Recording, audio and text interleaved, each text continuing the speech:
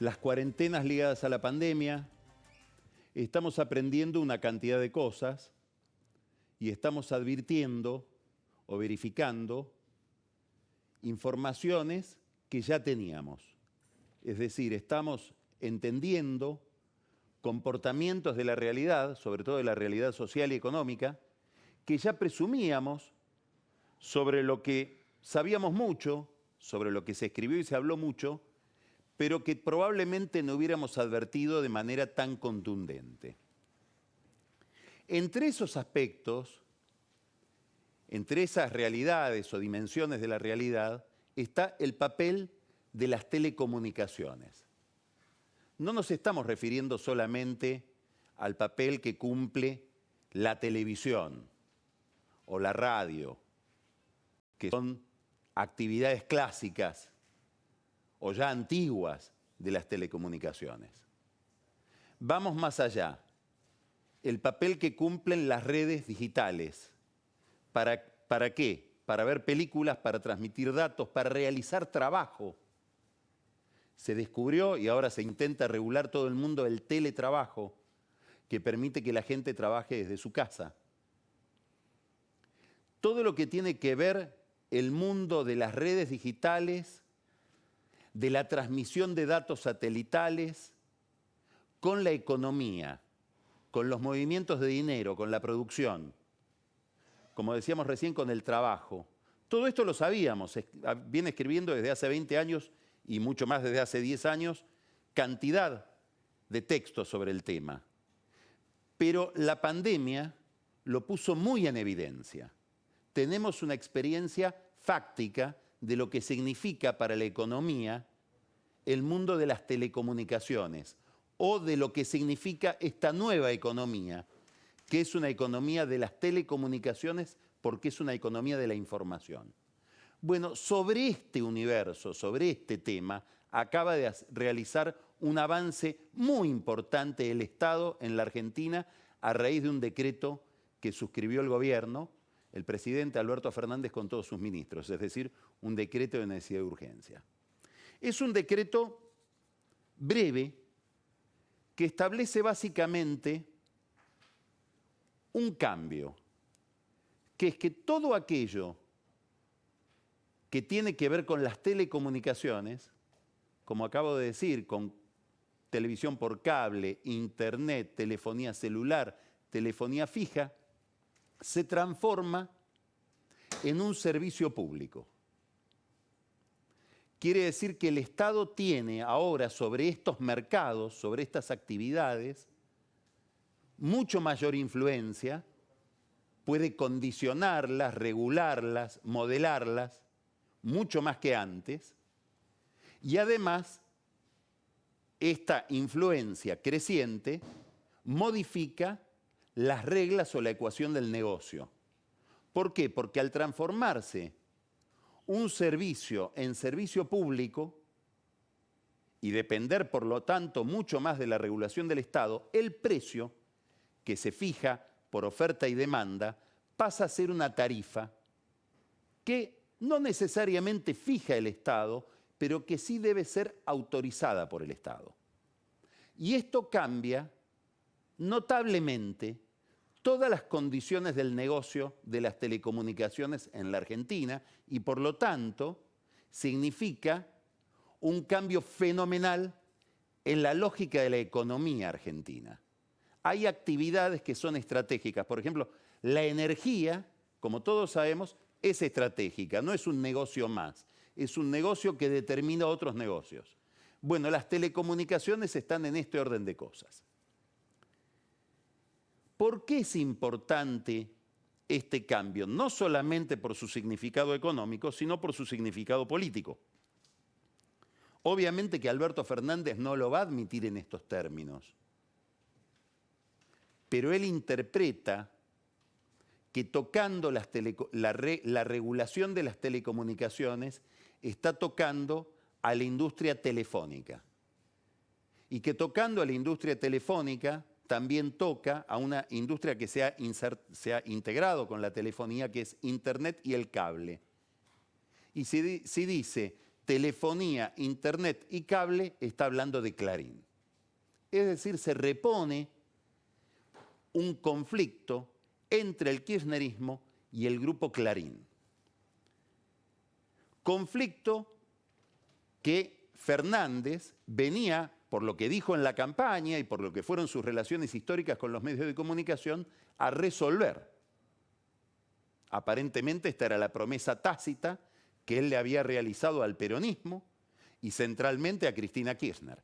Bueno, esa resolución o fue imposible, o no está en su vocación hacerla, o entró el gobierno, la política, en una dinámica que vuelve a que el kirchnerismo piense que en el centro del conflicto su contrincante no es un partido político, sino que es un medio de comunicación, o los medios de comunicación, o los medios de comunicación críticos.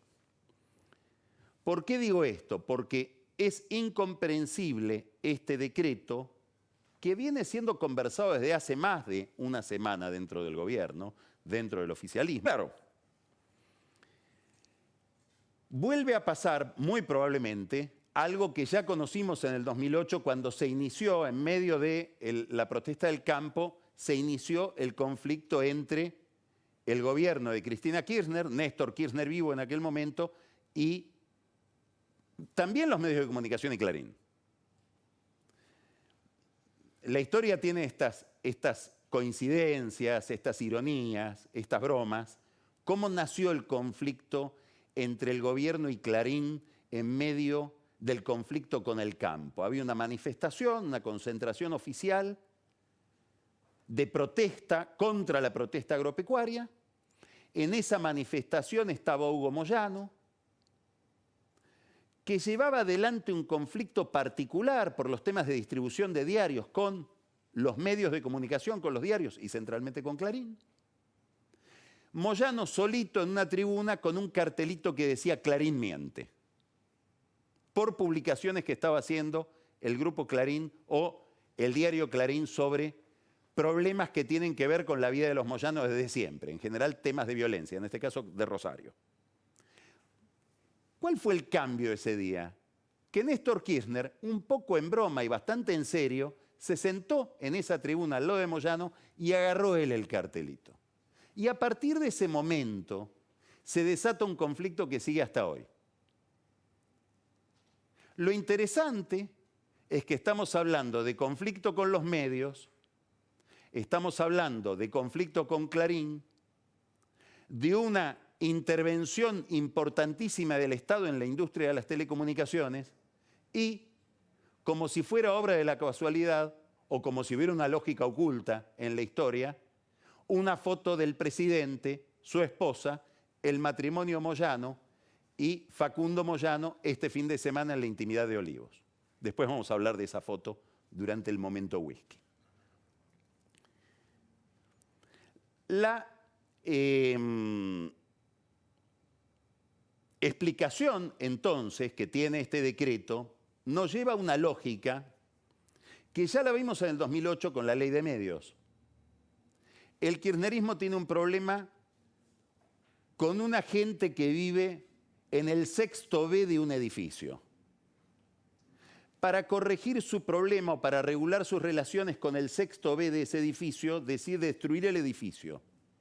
Y ya que no alcanza con el edificio, la cuadra. Y ya que no alcanza con la cuadra, el barrio. Al final de la batalla, todo está destruido, salvo el sexto B que sigue con la luz prendida. En esto que estamos viendo ahora, con este decreto que firmó el gobierno el viernes, la lógica es la misma. Se explica en el fondo por un conflicto con un medio de comunicación.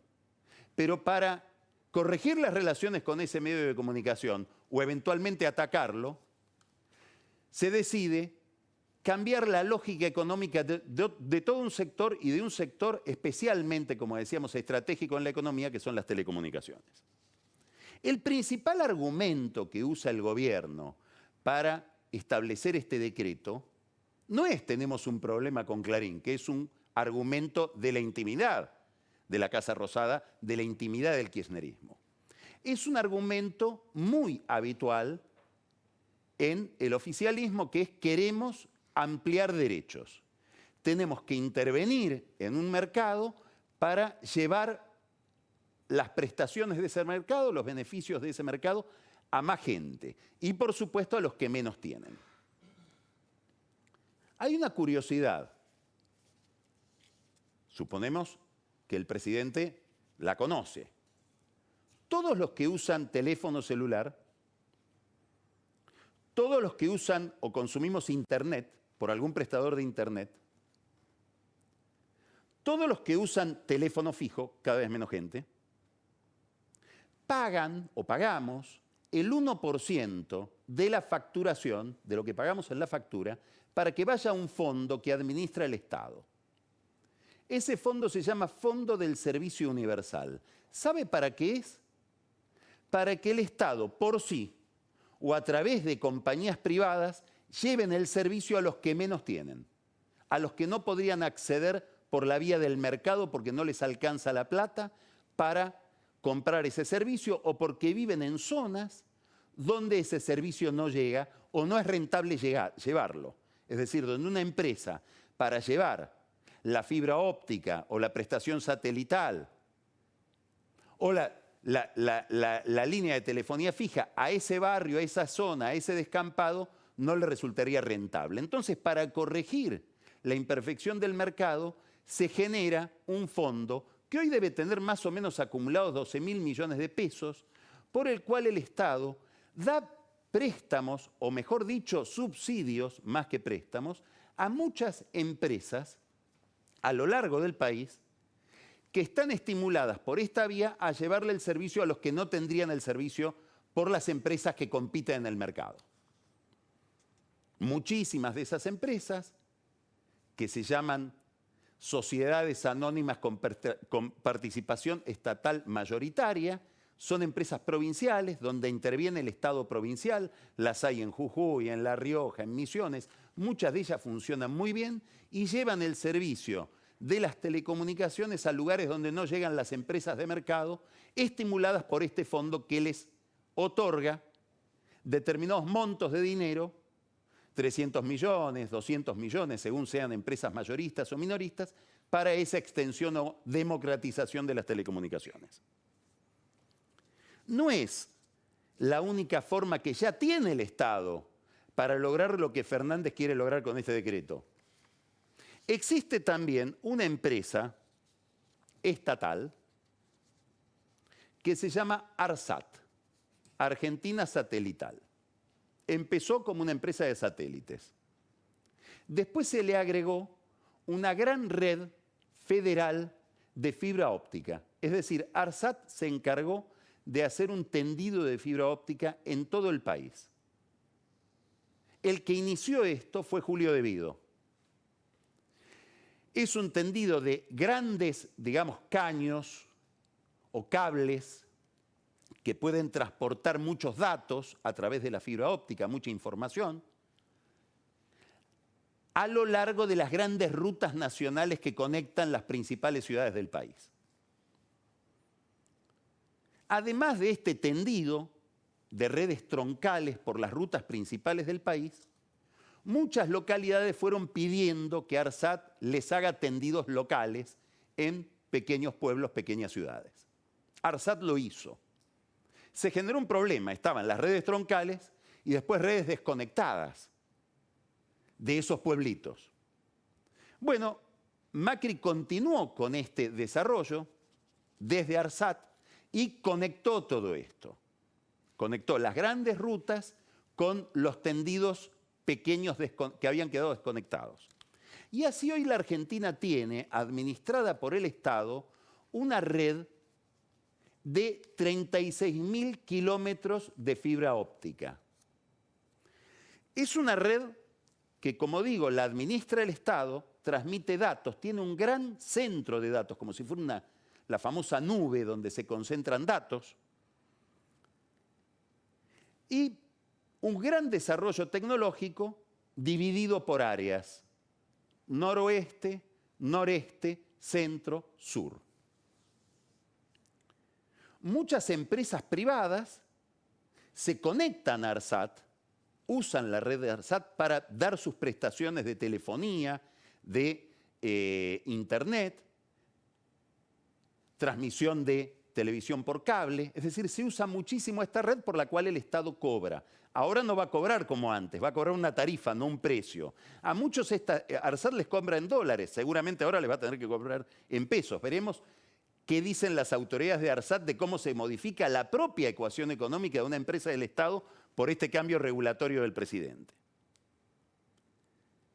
Esta demanda de muchas empresas tecnológicas sobre esta empresa del Estado, que hay que decir ha funcionado muy bien y está bastante bien conducida, ha hecho que se tenga que expandir la carga tecnológica de ARSAT. La tecnología ARSAT se la proveen 4 empresas, 2 chinas, Nokia, que es una empresa nórdica, y una empresa que se llama Ciena, que es una empresa canadiense. Ahora tienen que comprar más tecnología por toda esta demanda. Y parece que hay tensiones dentro de ARSAT para ver si no se agrega alguna otra empresa, ayudada por lobistas ligados a gente del gobierno. Todo esto yo no sé cuánto sabe, seguramente sabe mucho, empresa estatal. Entel transmitía a través de redes muy antiguas de cobre, voz, el teléfono fijo. A su vez había televisión. ¿Qué televisión? La antena. Ya nadie recuerda. Muchísima gente que está mirando seguramente no sabe que había una antena en el techo de las casas y que a veces el que quería mirar mejor televisión se empezaba a mirar mal y había que subir al techo para orientar la antena y que la antena capte bien, si estaba lejos del centro de emisión, que capte bien la imagen. Bueno, así se vivía en la década del 60, 70. Hubo quienes se les ocurrió, ¿y si mejoramos lo de la antena y hacemos una antena más alta y mejor? Y nacieron las antenas comunitarias. Y a alguien más se le ocurrió, ¿y si ponemos una videocasetera asociada a la antena comunitaria, no podríamos transmitir televisión en circuitos de un conjunto de casas? Así empieza lo que fue la televisión por cable. Después hay dos personas que son probablemente pioneros a nivel regional de este negocio, de la televisión por cable, que casi podríamos decir, exagerando un poco, se inventa en la Argentina, que son Samuel Lieberman y Eduardo Ornequian, que arman 2 grandes redes de televisión por cable. Esas redes ellos después las venden, hacen un gran negocio con la venta de esas 2 redes, las compran empresas más grandes y empieza lo que es la gran expansión del cable en la Argentina. Con empresas como Cablevisión y después de Clarín Multicanal que terminan fusionándose. Por otro lado, se desarrolla la telefonía. Entel se privatiza, se crean 2 compañías telefónicas, empieza la telefonía móvil, que es una mezcla de telefonía con radio al comienzo, y aparece otro creativo, también novedoso, un hombre que es muy conocido por la política, que es Alberto Pierri. Y a Alberto Pierri se le ocurre algo que va a verificarse después con el tiempo. Por un mismo cable de fibra óptica, yo puedo pasar teléfono, pero también puedo pasar el cable, la televisión, y puedo pasar internet. Y así nace lo que se llama el triple play, que lo inaugura Pierri con su empresa Telecentro. Esto es un desarrollo que fue el desarrollo del mercado, con mayor o menor competencia. Se vuelve volviendo cada vez más competitivo. Hoy, si yo miro la ciudad de Buenos Aires, empresas que compiten por el negocio de las telecomunicaciones, iPlan, Metrotel, Telecentro, que acabo de nombrarla, la de Pierri, Telecom, Telefónica, Claro, Orbitz, InTV, y puedo seguir. Es decir, el mercado ha sido bastante eficiente en la distribución de este servicio. Y está el Estado que compensa aquello que el mercado no hace porque no es rentable. En un negocio donde la rentabilidad es fundamental porque las inversiones son muy fuertes. Ahora estamos en una gran transición en el mundo del 4G al 5G, pelea geopolítica, saber quién va a prestar ese servicio. Bueno, de esto estamos hablando, de una frontera de la civilización donde avanzar es muy caro, pero al mismo tiempo se va volviendo por la misma competencia del mercado y el avance tecnológico muy barato el servicio. Hoy, ¿cuál es el problema de las telefónicas con la cuarentena? Que la gente está en su casa. Por lo tanto, no consume teléfono celular. Sí, hablamos por el celular, pero el celular es como una computadora que nos permite hablar por Wi-Fi y no pagamos esas comunicaciones. Podemos hablar 1 hora o 10 horas y estamos pagando lo mismo, gratis por WhatsApp. Bueno, todo esto es un abaratamiento general del negocio de las telecomunicaciones que proviene de la mayor competencia y del avance tecnológico. Y todo eso, la mayor competencia y el avance tecnológico, depende de la mayor inversión. Por eso es tan importante lo que hace Fernández, a nivel de la economía general de la Argentina, más allá de cuál sea su conflicto con los medios, que pasa por otro lado.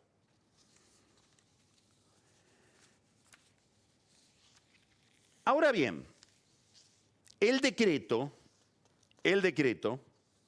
supone entonces un avance estatal sobre todos los servicios que tienen que ver, como decimos, con telecomunicaciones, y plantea un problema. Acá aparece un problema, vamos a ver cómo evoluciona este problema con el correr de los meses. ¿Cuál es? Que cuando estas empresas, Telefónica, Telecom, Telecentro, Claro, DirecTV, todas las empresas que tienen que ver con tecnología, obtuvieron su licencia y realizaron una inversión, compraron, por ejemplo, o rentaron una superficie, un monto del espectro radioeléctrico para poder operar, lo hacían con una ecuación determinada de negocios, donde se suponía que iban a poder poner el precio de aquel servicio que estaban brindando. Hoy, por un decreto, el gobierno les dice no, precio ya no, tarifa. Bueno, me están cambiando las condiciones de la inversión. Las empresas que son extranjeras van a poder ir al CIADI y reprochar en el CIADI y abrir una querella contra la Argentina en el CIADI porque se les han cambiado el marco regulatorio de su inversión inicial. En el fondo, y no tan en el fondo, el régimen de concesiones del Estado implica un contrato cuando el Estado concede un servicio a aquel que lo va a prestar. Si se cambian después las condiciones de ese contrato, una de las dos partes tiene derecho a reclamarlo monetariamente. Entonces, todavía no sabemos cuánto le va a salir a la Argentina este decreto en el largo plazo. Probablemente estas son cosas que se saben con el gobierno que viene o el que viene, porque son juicios largos. Acá, ¿quiénes están?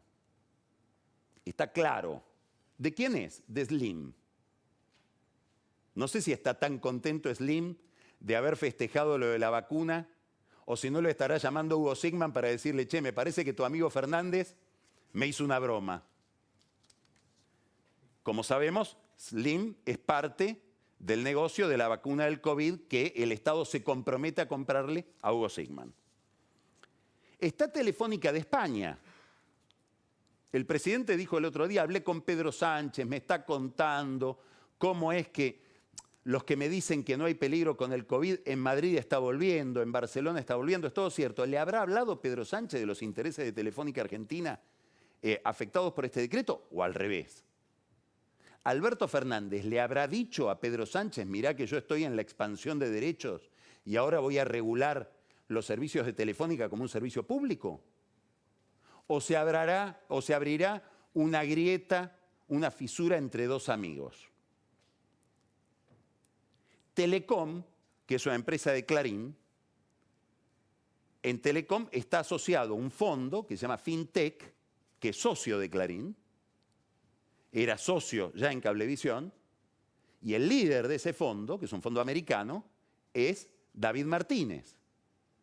David Martínez fue un hombre clave para la negociación de la deuda, porque es Fintech, su fondo, uno de los primeros que se plegó a la oferta de Guzmán para facilitar la oferta de Guzmán. Probablemente no lo debe haber hecho pensando en el valor de los bonos, lo debe haber hecho pensando en que no le hagan este tipo de cosas que ahora le hicieron. Es decir, empieza un problema también de lealtades y contraprestaciones entre gente que entiende que se están dando una mano entre ellos. No era tan así, aparentemente. Quiere decir que se abre todo un frente de conflicto internacional con este decreto, que lo vamos a ver mañana en una solicitada que publican todas las empresas del sector y donde Alberto Fernández logra un milagro de escala internacional.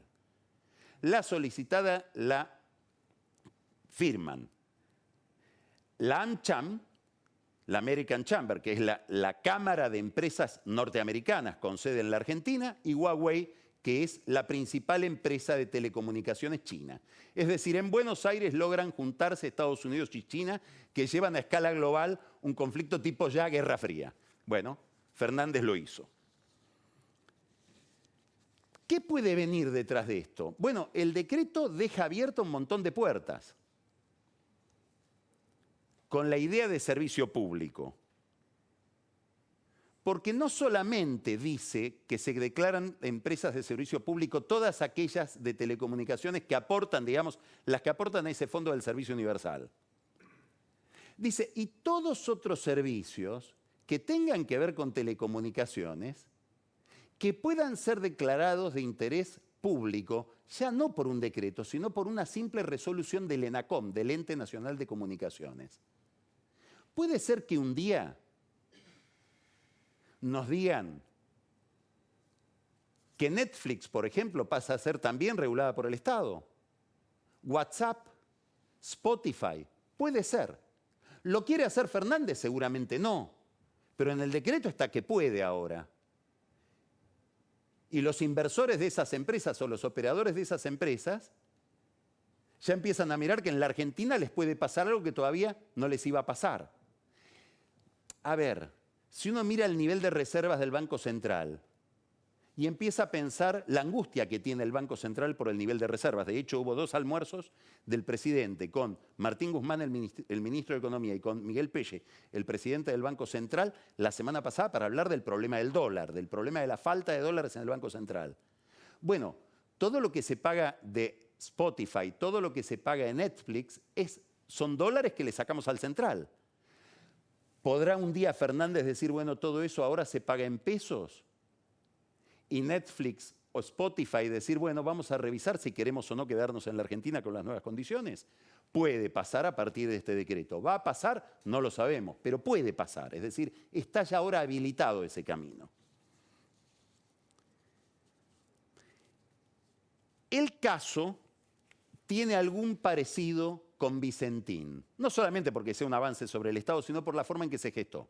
El miércoles pasado, todas estas empresas participaron de un Zoom con Claudio Ambrosini, que es el titular del ENACOM, y con su segundo, Gustavo López, un hombre muy ligado, mucho más ligado que Ambrosini a Cristina Kirchner. Ambrosini es un hombre de masa, ya después vamos a hablar de esto. Un Zoom con las empresas para fijar los nuevos precios y descongelar lo que había sido un congelamiento de precios pactado por el gobierno amigablemente durante la cuarentena. En ese Zoom, Ambrosini dijo estar de acuerdo con la conclusión a la que se había llegado y también lo dijo López, y aparentemente hay empresas que tienen grabado el Zoom. 2 días después se enteraron por un tuit de Alberto Fernández de que se les intervenía el negocio como servicio público y que ahora la tarifa la tienen que informar y pedir permiso. Ahora es Fernández el que decide cuáles son los precios, el ENACOM. Nadie les avisó antes. Vicentín pasó lo mismo, venían negociando con el ministro Culfas y un día se enteraron de la estatización 2 días después de la última reunión. También Perotti se enteró por los diarios, el gobernador de Santa Fe. ¿Quiénes elaboraron este decreto? Bueno, este decreto es un decreto que vienen conversando Alberto Fernández con Cristina Kirchner desde hace tiempo. Cristina Kirchner y el grupo que rodea a Cristina Kirchner en esta materia, donde también está Micaela Sánchez Malcom, que es, aclaremos, no tiene nada que ver con Malcom Gómez, es la redactora junto con López del decreto, las que hicieron la letra fina de la regulación. Ellos sostienen que en realidad hay una ley del año 2014, impulsada por Cristina. Axel Kicillof emitió varios tuits sobre este tema, donde se había establecido ya que todos estos negocios eran un servicio público y que Macri derogó esa ley por un decreto. Por lo tanto, el decreto que estamos emitiendo, dicen ellos, en realidad tiene fuerza, tiene el respaldo de una ley anterior. Quiere decir que esto, en este proceso, no tuvo ninguna intervención el titular de la ANACOM, Ambrosini, que es un hombre, como decíamos, de masa. Es más, cuando uno ve las últimas declaraciones,